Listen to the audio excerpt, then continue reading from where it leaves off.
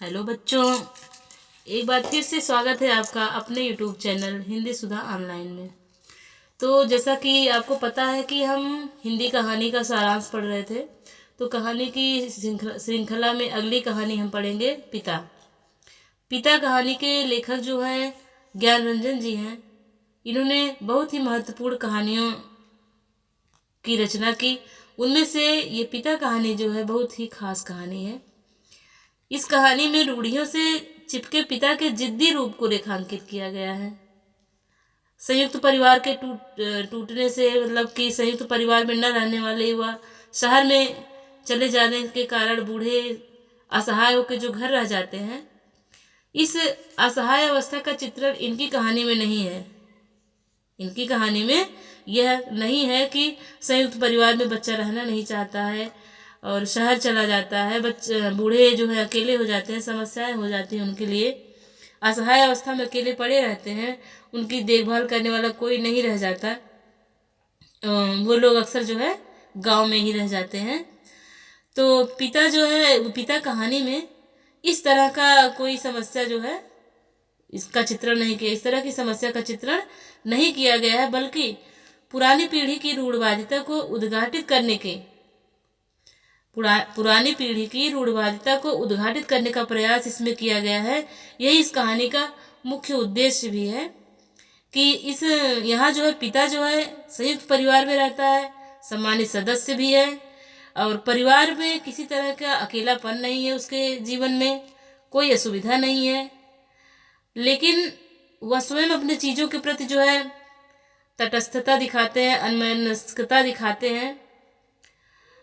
परिवार जो है उन्हें छोड़कर कहीं नहीं जाता है, लेकिन वह जो है खुद ही जो है उन सुख सुविधाओं से दूर रहते हैं। वह तो इर्द गिर्द सुविधाएं जुटाने का प्रयास करता है। जो उनका बेटा है वह तो उनके इर्द गिर्द सुविधाएं जुटाने का प्रयास करता है, लेकिन पिता जो है इन सुविधाओं में, इन प्रयासों में उसकी कोई रुचि नहीं होती है। तो ज्ञान रंजन जो है अपनी कहानियों में, पिता कहानी में पिता पुत्र के संबंधों को जो है अपने पहले की तरह की कहानी, अपनी पूर्ववर्ती कहानी की तरह में से नहीं करते, बल्कि उनकी तुलना में काफ़ी अच्छे ढंग से प्रस्तुत करते हैं वो। अब इसमें क्या दिखाया गया है कि पुत्र जो है बाहर गया हुआ है, गर्मी का समय है, घर का माहौल एकदम पूरी तरह गर्म है, सुख सुविधाएं सारी है, लेकिन अब क्या होता है कि पुत्र जो होता है बाहर गया हुआ है, रात में वापस लौटता है। पुत्र उमस भरी गर्मी में रात में बाहर से घर लौटा, उसने थोड़ी देर के लिए लाइट जलाई, देखने के लिए कि बिस्तर कहाँ पे लगा हुआ है, बिस्तर का अंदाज़ा लेने के लिए कि कहाँ पे लगा हुआ है। थोड़ी देर की लाइट जलाई, बिस्तर जो है फर्श पर ही लगा हुआ था। पत्नी ने कहा बस कि आ गए। इतना कहने के बाद बच्चे की तरफ करवट लेकर चुपचाप सो जाती हैं। वहाँ का जो है माहौल क्या, वातावरण जो होता है बहुत गर्म था। गर्मी की वजह से कपड़े जो है पसीने से पूरी तरह भीग चुके थे। घर के सभी लोग सो चुके थे। घर के भीतर सिर्फ वही जाग रहा था। अगर कोई जग रहा था तो घर के अंदर पुत्र जाग रहा था और घर के बाहर पिता भी जागे हुए थे। और अब देखिए, रोती बिल्ली को देखकर पिताजी सचेत हो जाते हैं। रात में बिल्ली रो रही है, पिताजी सुनते हैं, सचेत हो गए और डंडे की आवाज़ से बिल्ली को भगा रहे हैं खटखट करके। जब वो घूम फिर कर लौट रहा था, लड़का जो है, बच्चा उनका बेटा जो है, जब वह घूम फिर कर घर वापस आ रहा था, उसने धीरे से देखा था, कनखी से तिरछी निगाहों से देखा था कि पिताजी अपनी पीठ को खुजला रहे थे, अपनी बनियान से, अपनी गंजी से अपनी पीठ को खुजला रहे थे, मतलब कि जग रहे थे। लेकिन वह पिता से बचकर घर में घुस जाता है। उसे लगा कि हो सकता है गर्मी की वजह से शायद नींद नहीं आ रही होगी पिताजी को, लेकिन एकाएक उसका मन भर जाता है। उसके मन में रोष उत्पन्न होता है, क्योंकि घर के सभी लोग पिता से पंखे के नीचे सोने के लिए आग्रह कर रहे थे कि पिताजी पंखे में सोइए, गर्मी बहुत है, लेकिन पिताजी हैं कि किसी की सुनते नहीं हैं। कुछ देर तक वह अपने बिस्तर पर ही पड़ा रहा। पुत्र जो है कुछ देर तक अपने बिस्तर पर ही पड़ा रहा। कुछ देर बाद उत्सुकता के मन में आई, उठा और खिड़की से बाहर देखा कि पिताजी सो गए कि अभी जग रहे हैं, क्या कर रहे हैं। पिता बेचैन थे। सड़क की बत्ती जो है बिल्कुल उनकी छाती पर पड़ रही थी। पिताजी एकदम लाइट से बेचैन थे, गर्मी से बेचैन थे, बार बार करवट ले रहे थे इधर उधर, लेकिन उनको नींद नहीं आ रही थी। कुछ देर बाद उठकर पंखा चलने लगते थे, इधर उधर टहलने लगते, घर के चारों तरफ घूमने लगते थे चौकीदारों की तरह, लेकिन जो है उनको नींद नहीं आ रही थी। पुत्र जो है यह सब देखा, उसको लगा कि ये तो हमारी प्रतिष्ठा के खिलाफ है, लोग मेरा मजाक बनाएंगे, लोग क्या कहेंगे कि इनके पिताजी जो हैं रात भर इधर उधर घूमते रहते हैं, चलते रहते हैं, उनके पास सुख सुविधाएं नहीं है, बाहर सोते हैं। उसे लगता है कि जो है इससे जो है पिता मोहल्ले में हमारे सम्मान को ठेस पहुंचा रहे हैं, सारे लोग जो है मोहल्ले वाले जो हैं हमारे सम्मान में कमी कर देंगे। ऐसा यही सब सोच रहा था। कमरे के अंदर बैठे बैठे एकदम तनाव में हो गया और सोच रहा था। इधर बिजली का मीटर भी तेज चल रहा था, सारे लोग आराम से पंखे के नीचे सो रहे थे, लेकिन पिता की रात कष्ट में बीत रही थी। पिता जीवन की अनिवार्य सुविधाओं से भी चिढ़ते हैं, क्यों? पुत्र जो है अपने मन में सोच रहा था कि पिता जो है जीवन की अनिवार्य सुविधाएं जो है, जिसके बिना काम नहीं चलता किसी का, उससे भी चिढ़ते हैं। आखिर क्यों ऐसा है? पिताजी चौक से आते हैं तो रिक्शे वाले अगर 4 आने की मांग करते हैं तो 3 आने, और 3 आने की मांग करते हैं तो 2 आने के लिए काफ़ी चिरौरी करते हैं। उनसे चिरौरी बिनती मनोगल करते हैं कि इतने में ही काम मेरा हो जाए, पैसे बचाते हैं, घर में वाश बेसिन है, लेकिन उसके बाद भी उसका उपयोग न करके वे बाहर जाते हैं अपने वही पुराने स्थान पे, बगिया वाले नल पर, वहीं से अपना कुल्ला दातुन करके लौटते हैं।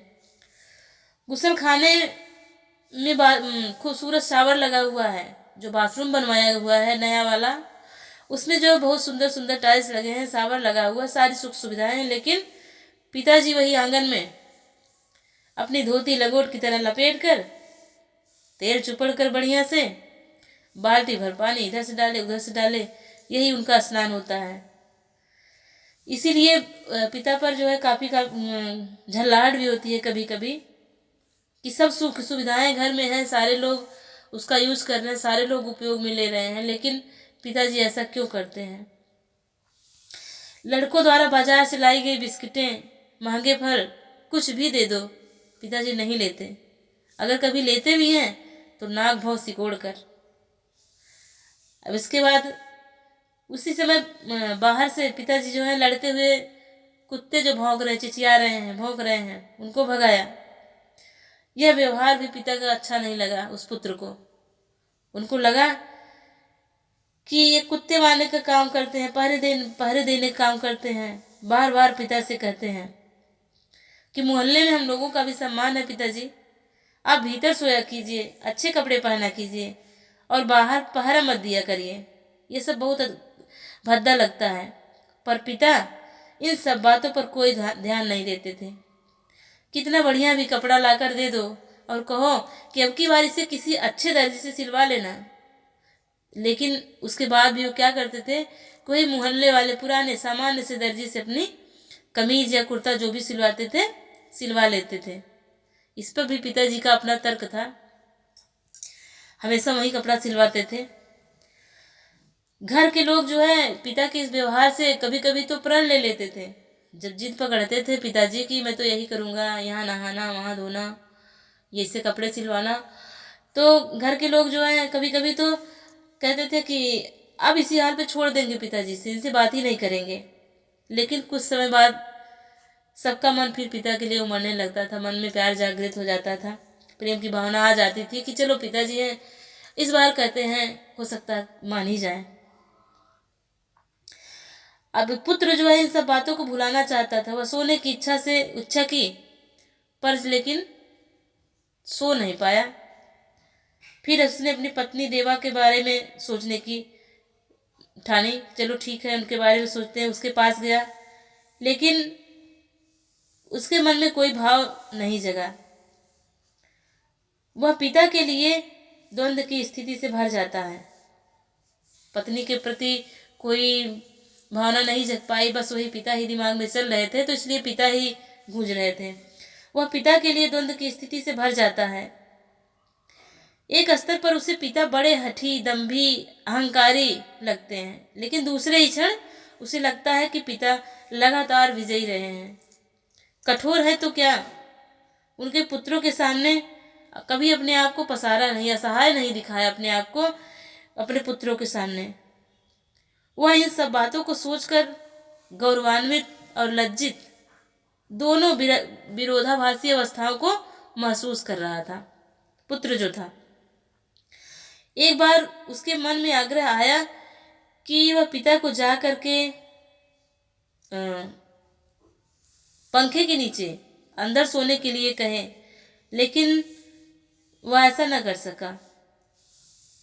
पूरी रात जागने के बाद बहुत सुबह उसकी नींद काफूर हो चुकी थी। उसने पिता को फिर से देखा। पिता सो नहीं गए हैं अथवा कुछ सोकर पुनः जगे हुए हैं, पता नहीं क्या था। अभी ही उन्होंने हे राम कहकर चारपाई से उठा और जमाए लिए। पिता उठे, उन्होंने अपना बिस्तर गोल करके एक सिरहाने पर रखा और खाट की बात को पानी से तर किया, उसको भिगोया और बैठकर फिर से अपना पंखा झलने लगे। अभी भोर हुई थी, तड़का होने में मतलब कि सुबह होने में भी देर थी। वह खिड़की से हटकर बिस्तर पर आया।